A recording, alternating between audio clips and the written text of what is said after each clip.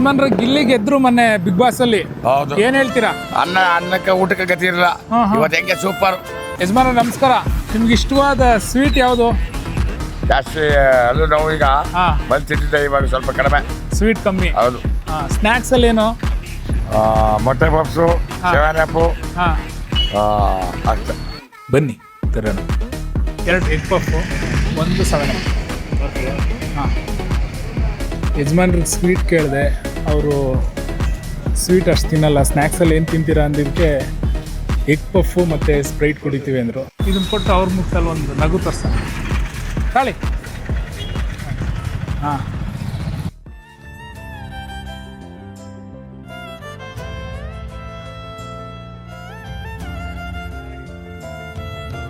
ಖುಷಿನಾ?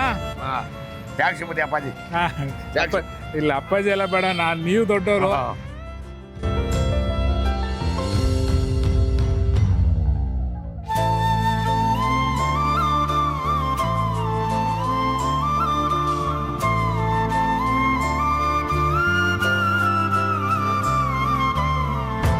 ಚೆನ್ನಾಗಿದ್ಯಾ?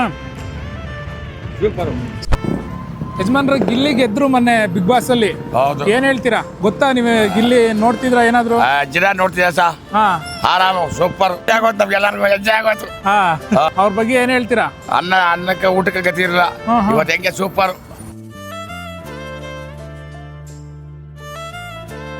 ಎಲ್ಲ ಮಾಡಿ ಸಬ್ಸ್ಕ್ರೈಬ್ ಮಾಡಿ.